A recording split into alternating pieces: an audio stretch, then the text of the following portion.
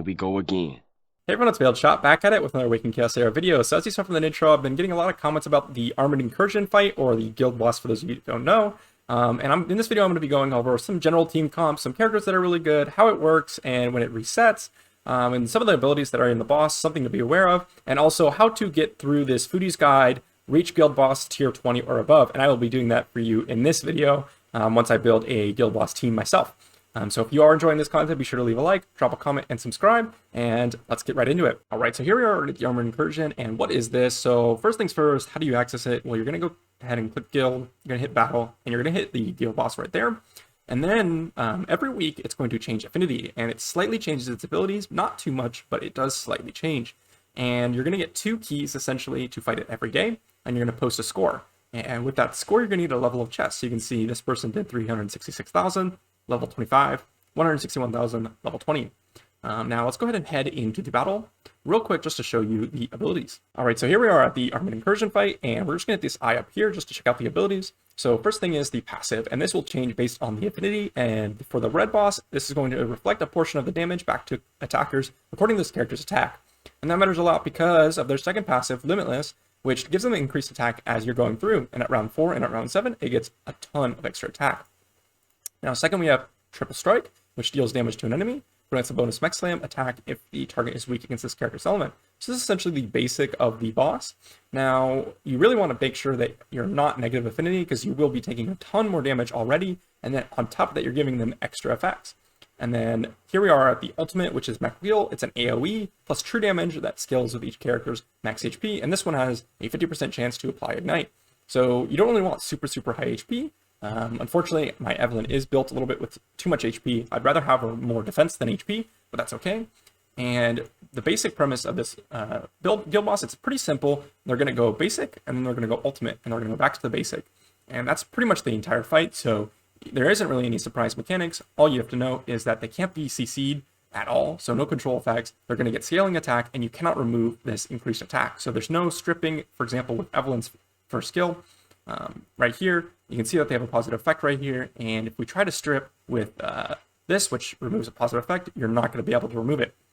Now, it's important to note, we're going to back out here because I still want to kind of modify this team a little bit, but we're going to back out and hit retreat, and it doesn't take up any of your keys, which you'll see right here.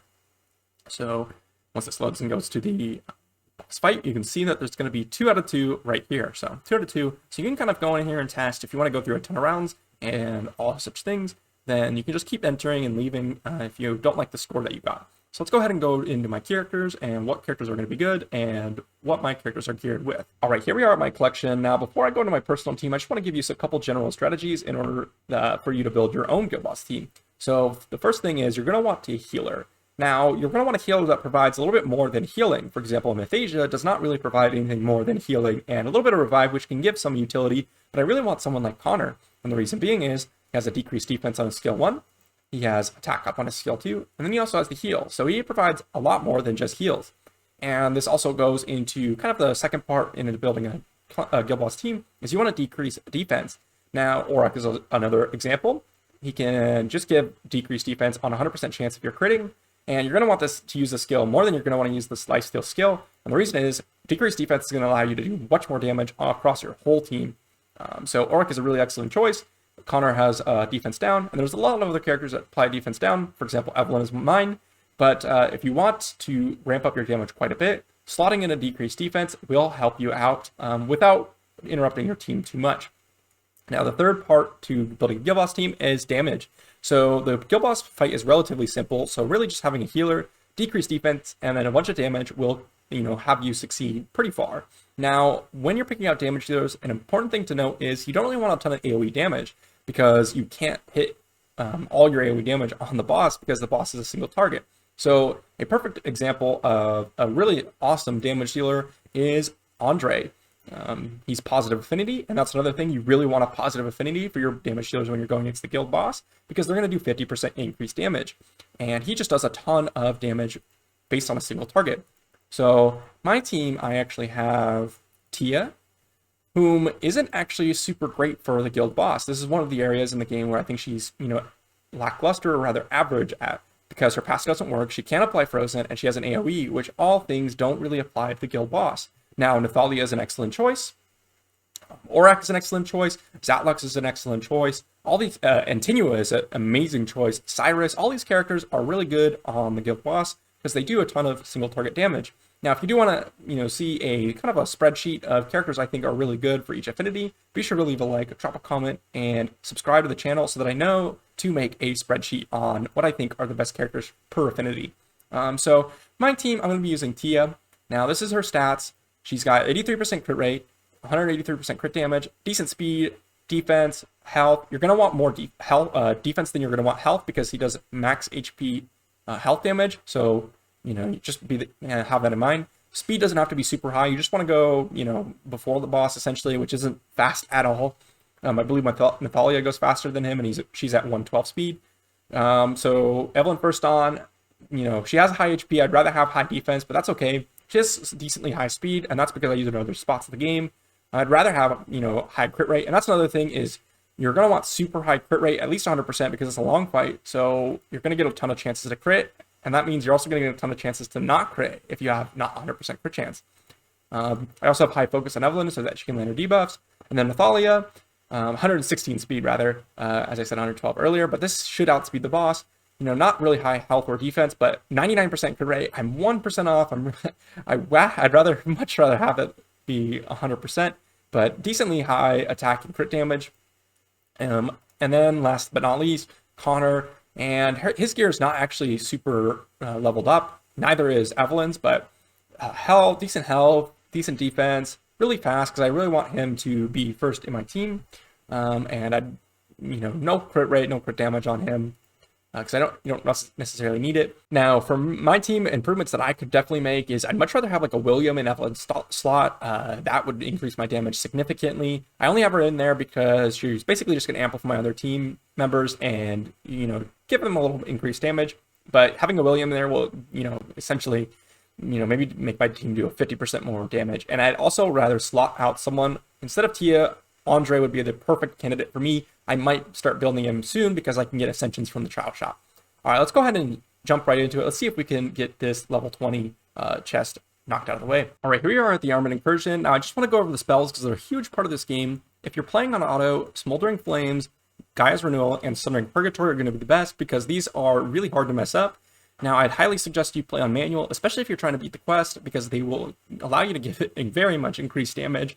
And the spells you're going to want to look out for are Last Breath, Shield of Mercy, Rage, and Agile Leap. These spells will allow you to get a ton of increased damage. We're going to be taking Rage and Shield of Mercy, and let's go ahead and head right into it. All right, so here we are in the fight, and we're going to go ahead and use the Shield of Mercy on Nathalia, give her that 10% increased damage from the status effect. And as you can see, it has no duration, so we can just apply it freely. Get the defense down. Let's hope Tia crits here. She doesn't have 100% crit. Okay, solid. And we're going to use the Rage spell on Nathalia because she is going to do the most damage on my team. Hopefully you can do like 20k here. Okay, we did about 18k. Maybe a little less. Someone in the comments will criticize me or something. Now we're going to use the extra turn because it is better to use the defense down because it's going to increase all of our damage. We're just going to basic. We don't have our ultimates up. And so the defense down is going to go down. So I kind of want to show you how much damage, for example, Nathalia would do without decrease defense. So we did about 7.7k essentially. And that was roughly like 5k. So it is quite a bit of damage increase. It's like 25-30% around that number. Actually, more like 40%. Sorry. And we're just going to go ahead and apply the shield. And as you can see there, when it says absorb, we're actually getting reflected damage from the passive we went over earlier. It's going to have basic. We're at 16. Doing pretty good. I have not beat that foodie quest yet, so this is going to be nice for myself as well. Hopefully we crit again. Nice. You may have to run this a couple of tries if you want to get that quest done. This may not end up being a level 20 chest. I might have to back out. I already did one run, and I'll show you exactly how this how that one went. It went almost level 20. It was, I believe it was like 3,000 under level 20, so no crit there, unfortunate. We're not going to use the rage spell because we really want to use it on our ultimate. So now we're going to heal from Connor. Ooh, actually, I'm going to apply the shield first because it will increase his healing, and I'd rather get that off cooldown sooner. And I'm going to go ahead and put the shield on... I'm actually going to put it on Evelyn because I believe she's going to be the next one to die. Just going to go ahead and use our second skill here. As you can see, the fight's not super difficult. It's really just building the team that's the difficult part. Once you have a team that's really good, the mechanics itself are pretty simple. So now we're going to go ahead and use our heal from Connor, and he should pretty much full heal everyone. Evelyn is pretty healthy, so... Alright, use our defense down, and just basic, hopefully we crit. We did not. We're not going to use the rage spell yet. Okay, we got speed up from on Nathalia, which is really nice because it's going to help her do more damage.